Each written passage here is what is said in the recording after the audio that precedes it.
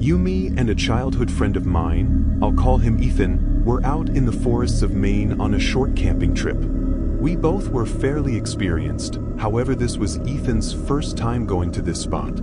I'd been there plenty of times before though, so I knew the area pretty well. We backpacked down a several-hour-long trail to get to a clearing in the trees that we set up camp in. I think we arrived around 6, so after setting everything up, we built up a nice campfire and made food, then cracked open a few beers and talked around the fire as the sun set around us. It was a chill, enjoyable night. I want to say around 2 hours into the night though, we both heard what we thought was something moving around just outside of our campsite, like in the darkness, past what our campfire was lighting up. We looked and saw nothing, and for the rest of the night, we heard nothing else. We thought it was probably just a small animal scurrying away. Honestly, if nothing else happened, I never even would have remembered it or thought about it again. That's how insignificant it seemed in the moment. If you're unfamiliar with camping, it might seem strange, but being out here all the time, those kinds of noises happen a lot and are almost always nothing to worry about. Once we had our couple drinks and started getting tired, we called it a night and poured out the fire. Then got in our tents and fell asleep. In the morning, we woke up early as this spot was good for a reason. That reason is because there was a very secluded private pond just a half-mile through the woods from the campsite. Nobody knew about it because the trail didn't actually lead to it. It was really nice though, having a mini waterfall and small river running through it. We spent most of our morning there, like a whole 3 or 4 hours. Eventually, we headed back to make food and rest for a bit. I even took a short nap. Again though, around 6, the sun was getting lower and we hadn't collected any firewood yet for the campfire. Most of the dry sticks lying around the camp we used up last night, so I had to do a little more searching to collect what we needed. Midway through, Ethan said he was going to take a walk around and just explore the other areas, but would pick up whatever he could on his way back. I said sure, and just continued grabbing sticks off the ground. Ethan did this pretty much every time we were out camping. I think he just enjoyed having some time to spend alone and to just take in the nature. Anyway, I got a good amount of firewood and sat back down at the camp, just wasting time until Ethan got back so I could start the fire. The sun got lower and lower, and eventually I just kind of realized it had been a strangely long time since he'd left. Usually he wasn't out this long, and he was experienced enough to know to not be wandering the woods so close to sunset. The only way we had to keep in contact out here, where there's no service, is through our small satellite messengers. We kept them on us at all times, in our small waste packs, along with bear spray and other stuff like that. It's usually more of an SOS device, but in situations like this, it came in handy too. I pulled mine out to send him a message, but saw that he'd already sent me one just a few minutes ago. Ethan said he got kinda lost, but happened to stumble back to the pond. I sent a message saying to just stay there and I'll hurry over to lead him back. Being lost, it's always best just to stay put and not risk getting any more lost. And both me and Ethan knew that. So, me knowing the area, I quickly started heading to the pond. At this point, it was really just a race against the sun. Even having headlamps and knowing the area during the day, it would still be really easy to get lost at night. I got about halfway to the pond, maybe 4 or 5 minutes away, when I got another message. I reached into my bag and checked it, assuming it was just going to be him checking in or asking for an ET. But Ethan sent the words, "I see you." What did he mean, "I see you"? I wasn't even near the pond yet. I stopped and looked around, confused and not seeing him anywhere. I said I wasn't there yet and didn't see him. Slightly worried, I started moving faster, basically running to the pond. I got there quickly, running up to the tree before the water. Ethan wasn't there. From where I was, I could see the whole tree around the pond and he wasn't anywhere around. I felt blood rush from my face and pulled the messenger back out. My last message saying that I didn't see him hadn't been opened. I called out his name, hearing my voice echo through the trees. The sun was nearly gone and the forest was getting quieter and darker. Maybe he already started heading back, like he somehow remembered the way. I don't know why he would, but where else would he be? With the daylight practically gone, I knew it was safest for me to head back and figure things out from the camp. I didn't start the fire yet, so if I waited too long, I'd never be able to find the campsite in the dark. I began walking, feeling uneasy as I moved through the trees and felt the woods get darker and darker. All I could think about was the ominous last message she sent. "I see you." It was nearly pitch black by the time I was a minute or so from the clearing. But then I saw something. A flickering orange glow, right from where the campsite was. As I got closer, I could see that the campfire was lit and someone was standing right by it. I started approaching, feeling a wave of relief knowing Ethan had made it back safely. But when I got closer, the person suddenly shifted and looked toward me, then sprinted away from the fire and out of the campsite. Heart pumping, I ran up, confused and terrified. That wasn't Ethan. I pulled my messenger back out and started spamming texts. At this point, I was seriously worried and disturbed by what was going on. But just a minute or so later, Ethan came running out of the woods and into the campsite. He had a face of both fear and relief. He immediately said we had to go. I agreed, mentioning the guy I saw by the fire and him saying it was likely the same guy he saw approaching him by the pond. He said he thought it was me until he got closer and realized it was someone else. Apparently then, Ethan tried asking if the guy knew how to get back to the trail, but the man didn't respond. He just kept walking forward, revealing a really unsettling smile across his face. And according to Ethan, something about him looked really off, like his face was uncanny. Something just wasn't normal about it. This sent him into a panic, where he just ran in the direction he thought was most likely toward the campsite, getting lost again, but eventually seeing the fire and going toward it. We packed and left. The hike back was unnerving to say the least, but we did manage to get to our car and leave. This event made me rethink back on the whole camping trip, remembering the movement we heard outside of our camp on the first night and just putting all the pieces together.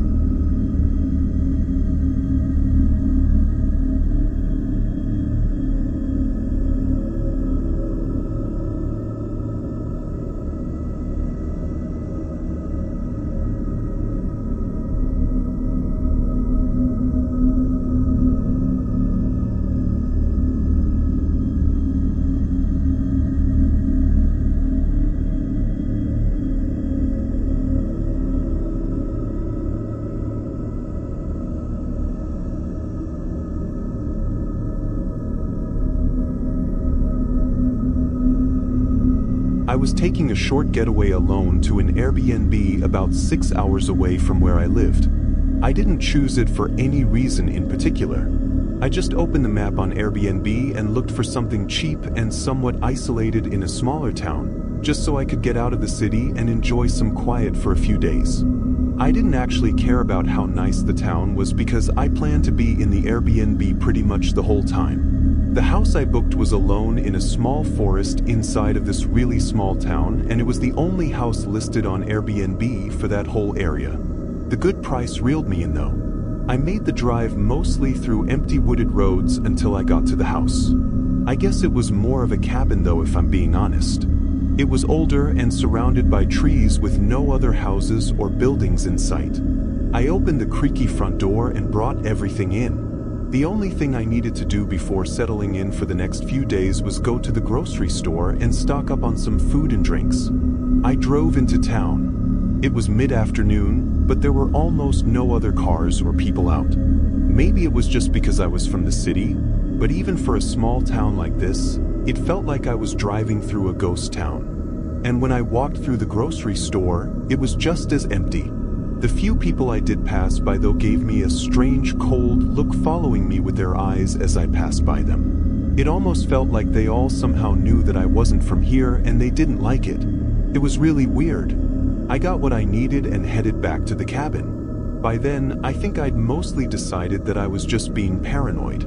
Over nothing. There's no way those people actually cared who I was. I was just some random person in a grocery store. I shook it off and felt better knowing I wasn't going into town for the rest of the trip anyway. I unpacked and watched TV in the living room. That whole night and the next day was nice and quiet. That following night though, it was pouring outside. A storm had rolled in, and didn't seem like it was going to stop or slow down anytime soon. I was cozied up inside, of course, laying on the couch half asleep when there was a knock at the door to the cabin. I shot up and looked at the door.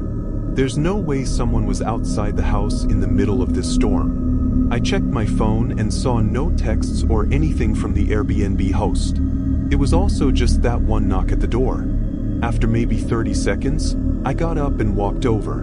When I looked out, I didn't see anyone, although it was really dark and there was no porch light, so without opening the door, I couldn't make out all that much. As the minutes passed, my mind stumbled to every possibility that wasn't someone knocking at the door, like maybe the storm blowing something over, or even me dreaming it while being half asleep. I think I really just didn't want to believe someone was out there, because I knew how unsettling that would be. I laid back down on the couch and had the TV on, sort of paying half attention and just laying there. A decent amount of time went by. I wasn't keeping track, but if I had to guess, I'd say about an hour. The TV was fairly quiet, but the storm was still going on. Between those sounds, though, there was a sudden cough behind me, like a man quickly coughing and trying to cover the sound. I jolted my head back and looked, immediately seeing something move away from the outside of the window. I'd only caught a split second of it, not enough to even make out if it was a reflection or a figure, but obviously hearing the cough gave it away. Someone was outside the Airbnb. I knew they had to have been watching into the cabin. Through that window, which instantly sent chills through me, I grabbed my phone and dialed 911, telling them I think I was being stalked and that someone was creeping around outside. The storm was too loud for me to hear any footsteps, so I had no idea if they ran away or were still around out there. I was relieved when a police officer showed up only 3 minutes later. I opened the door and started explaining what was going on. But the officer was visibly unbothered by anything. When I finished explaining, he just responded with, "That's it," as if it was no big deal. The officer didn't take down any notes or anything. He had that same cold look as everyone else in the town. He almost seemed mad at me, like he was genuinely upset for making him come out into the storm to help me. He said he didn't see anyone when he pulled in, so if something actually happens, then to call. Before I could say anything else, he turned his back on me and drove away. I honestly couldn't believe it. That made me feel even less safe and even more disturbed by whatever the hell was going on in this town. This whole town had me on edge, and knowing something wasn't right, I decided to call it early and just get out of there. I locked the door and started rushing to pack my things. I was only able to get my backpack opened and begin stuffing clothes into it. So like maybe 60 seconds went by after the officer left before heavy knocks slammed against the front door again. But this time they didn't leave. They continued to bang on the door. I only checked out of the bedroom window, confirming the cop car was gone. So I knew this was whoever had been watching me. I hurried, packing everything I could in just 3 or 4 minutes. I thought about calling the cops again, but honestly, I felt like it would somehow only get me in the most unsettling and creepy experience of my life. And I think it's worse because I don't know why any of it was happening, or even who it was creeping around the cabin, watching me through the windows and banging on the door. I keep thinking about the weird feeling I got in that town, thinking maybe people knew that the cabin was an Airbnb, and them hating outsiders for some reason, they went to extreme measures to get rid of me. It almost gave me the feeling that I was in the middle of a town that was all part of a private cult or something. If I decided to stay that night, things might have escalated past the point of no return. Luckily, I didn't have to find out, though.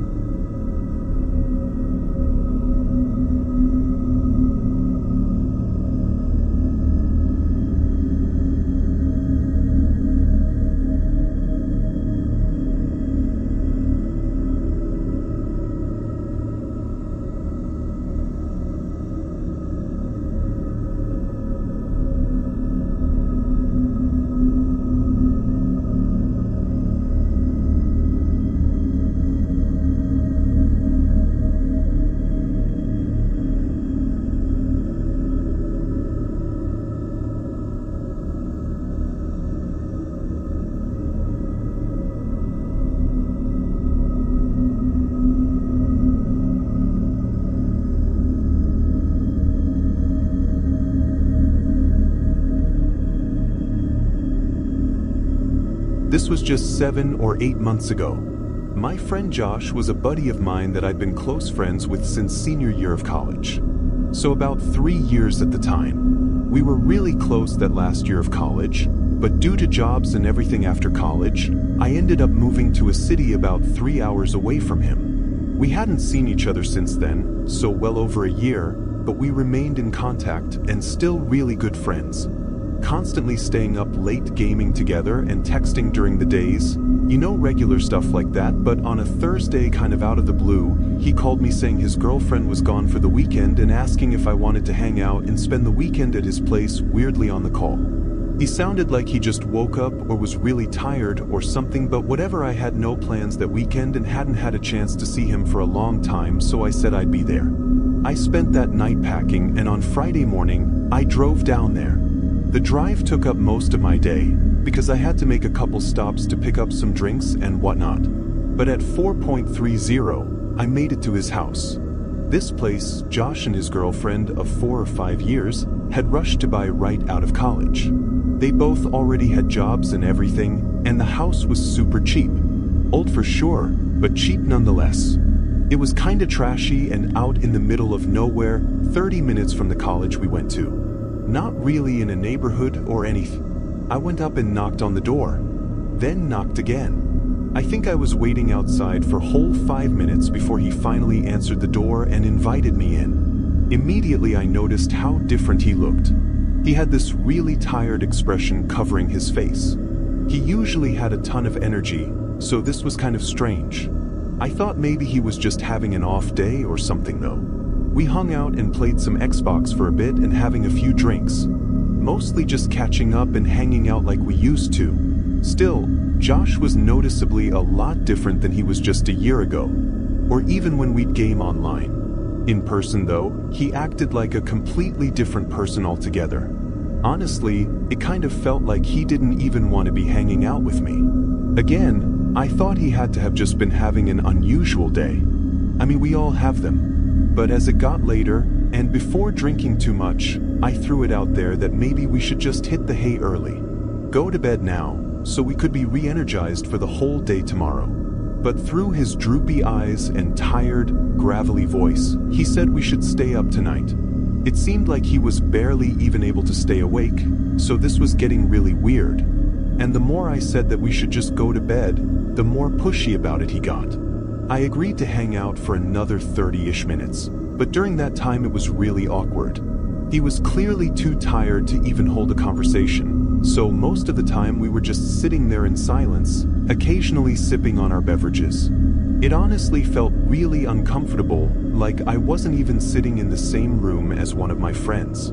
I wondered how this was even the same friend I once knew and hung out with all the time. And why was he only acting like this in person? I tried asking what he'd been up to and how everything's been, but he avoided any questions like that. Eventually, I said I had to get some sleep, and even though he tried pushing me to stay up, I refused.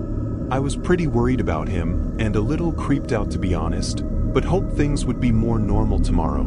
I went into the spare bedroom to get ready for bed, but something was off about it. The whole room was empty. There was not a single thing in there, aside from the small bed against the wall. And just as strange, it looked brand new, like it was bought specifically for me coming over. By now, I was beginning to consider that I was overthinking everything. Still, I really just wanted to make sure Josh was okay. So I sent a text to his girlfriend. Like I said, they'd been together for 5 years. And we all hung out together a few times during college, but I didn't really know her that well. I only waited a couple of minutes before she responded. All I'd said was that Josh was acting a little weird and seemed out of it, so I asked if she noticed anything recently as well, or if she might have known why he was like this right now. She said that they've been broken up and that she'd moved out 4 months ago and had no idea what I was talking about. Well, I was actually in shock. Why did he lie about her just being gone for the weekend, and why'd he have me come over so suddenly now and not months ago? Things weren't adding up. It still didn't explain why he was acting so strange and only made me feel like I couldn't trust him even more, making the whole thing more unsettling. Not wanting to sleep without getting answers, I turned back toward the door to leave the room, but froze in place. I could see his shadow standing right behind the door. After a second, he moved away. I felt my heart start racing a bit as I moved closer to the door and listened, then opened it, stepping into the hallway and closing the door behind me. I saw the door to his bedroom was open and I could hear him moving around in there. All the lights in the house were off now, but right away I noticed something on the back side of the door that wasn't there before. It was a mount, like one side screwed into the wall and the other into the door. He had to have just done this, probably hand screwing it in as I was in the room trying to figure out what was going on. I didn't want to be inside that house with him for another second. I started quickly and quietly walking away. As I got into the living room, I couldn't help but notice that there was something on the kitchen counter. It was an open package for a deadbolt. One of those locks you'd put on a door that you can only access from one side. I felt my stomach drop, then heard footsteps rushing behind me. I turned around and saw Josh, that same tired and dead look on his face. I asked what the hell he was trying to do, but he didn't respond. I felt a tension, like he was about to do something. Before he could, I ran to the front door. He called out my name a couple times in that eerie, tired voice.